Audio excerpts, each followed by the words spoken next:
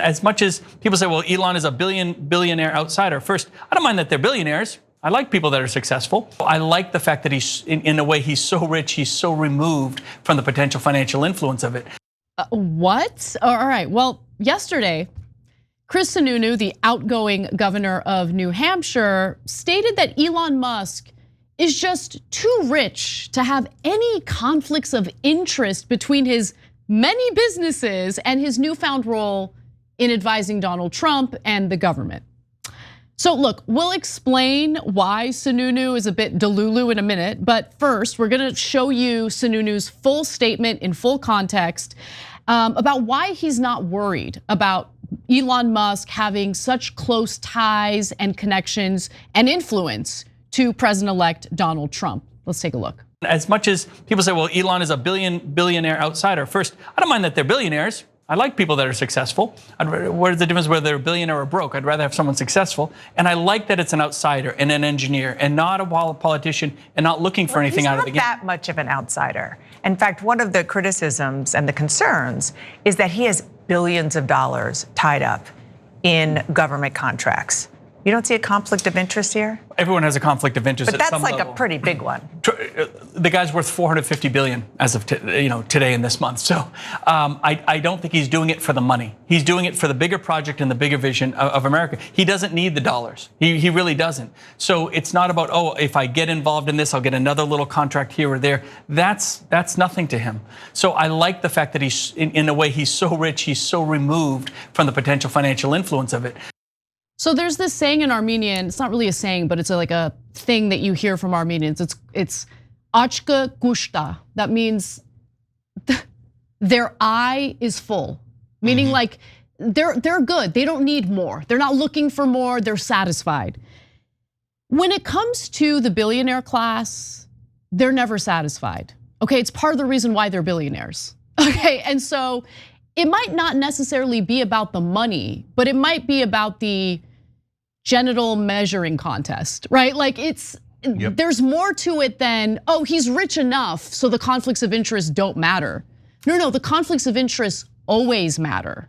And to have someone that close to the president-elect advising him on what to cut in government funding, right? And what to increase in government funding is concerning when he could very easily persuade him to increase government grants for his own businesses and his own companies. That is a legitimate concern.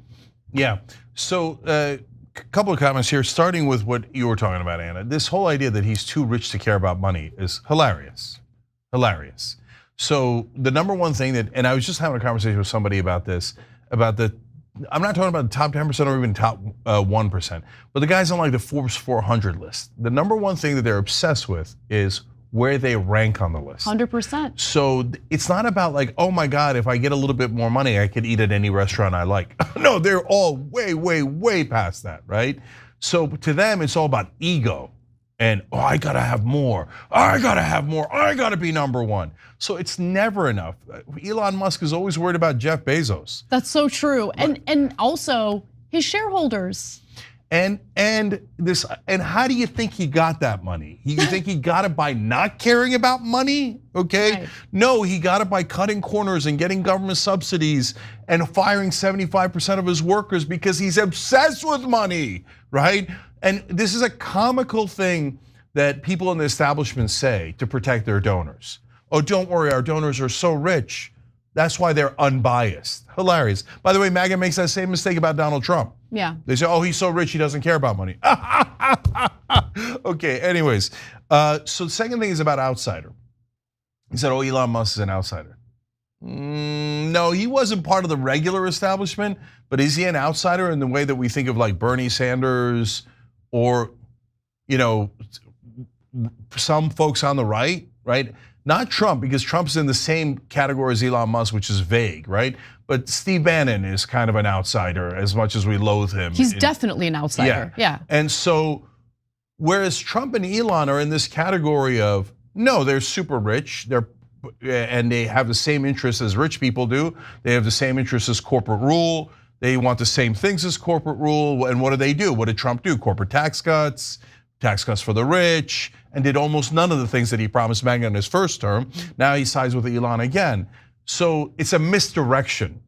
Elon and Trump in that sense are not the outsiders Sununu's talking about. He's trying to give them the veneer of like, oh, they're radical and they're just holding people feet to the fire and they're being honest. No, he's an insider, the richest man in the world who cares about making way more money for himself, and any child would know that. Right, and by the way, I mean, Chris Sununu told on himself a little bit there, because when Dana Bash made clear that there are some serious conflicts of interest with Elon Musk, Sununu's like, well, I mean, everybody's got conflicts of interest. Oh, do they? What are your conflicts of interest?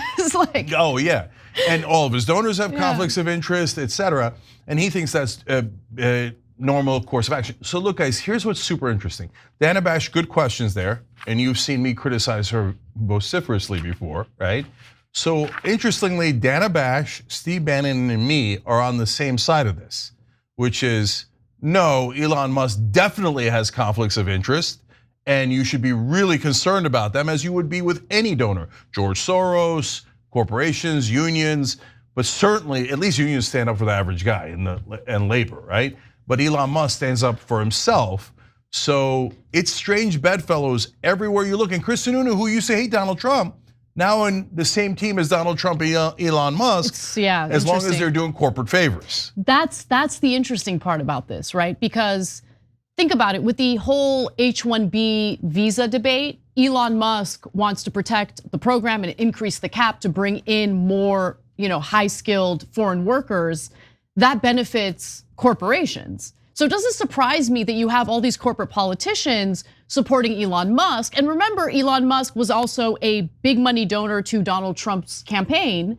And Donald Trump has now come out in defense of Elon Musk and his position on H-1B visas. Trump says he's in favor of the program. And Elizabeth Warren had written a letter to Donald Trump asking him to resolve Elon Musk's conflicts of interest. And here's what she wrote. Musk's automobile company, Tesla, has obtained nearly $42 million in government contracts to provide electric vehicles and services to the government. The government indirectly subsidizes the company and its competitors via $7,500 federal tax credit for EVs. Further, she writes that SpaceX, Musk's rocket company, has received nearly $20 billion in government contracts to provide crucial rocket launches. The company provides critical Department of Defense support in Ukraine and around the globe via its satellite-based internet service, Starshield, the military version of Starlink. And so if you have the president's ears, you are more likely to ensure that gravy train from the federal government keeps on going. Yeah, so there's two different categories there: government contracts and government subsidies. If he's getting the same subsidies as everyone in renewable energy, okay, I get it, right? In terms of the government contracts, some of his companies do great. Let's be honest. SpaceX was used to bring back some pilots from Boeing because Boeing screwed up their space mission as well as every other mission so badly, right? So now that we should be fair no matter what. Just because Elon's a donor to Trump, I wouldn't say, oh, pull all of SpaceX's contracts. That's crazy. Are they doing a better job or worse job, right? And if they're doing a better job, no problem with having that contract. But should we be careful? Of course. And were these same reporters careful back when the establishment was in charge? Well, I have a perfect example. How about Halliburton? When they got no bid contract after no bid contract for billions upon billions of dollars, and who gave them those no bid contracts? Dick Cheney, their former CEO, when he was vice president. And what did they give him right before he gave him those no bid contracts? They gave him a $34 million golden parachute exit package. So that was open bribery. It was one of the worst pieces of corruption I have ever seen in American politics. And mainstream media barely covered it, never mentioned it, never brought it up, because as long as the establishment is robbing you, they're super happy about it because that's their beloved corruption. But now that this is happening, all of a sudden they're a little wary, and that's interesting too. Thanks for watching The Young Turks, really appreciate it. Another way to show support is through YouTube memberships. You'll get to interact with us more. There's live chat emojis, badges. You've got emojis of me, Anna, John, JR, so those are super fun. But you also get playback of our exclusive member-only shows and specials right after they air. So all of that all you gotta do is click that join button right underneath the video. Thank you.